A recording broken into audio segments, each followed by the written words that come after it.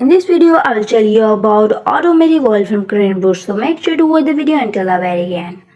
It promised to be ultimate tool for removing stubborn oil film from windshield and car windows, ensuring a crystal clear view while they're driving, but it fully images just another overhyped scheme. Starting with the positive, the brush claimed to offer an easy, streak-free way to clean oil residue from your vehicle.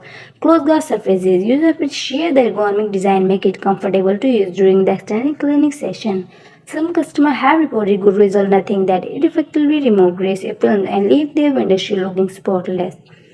It's especially praised for being compact, making it easy to store in the car for the go cleaning. However, not everyone is confused. A significant number of the users have raised concern about the product overall effective. Some claim that it doesn't live up to their promise, completely removing oil film and instead leave behind streaks or smudges.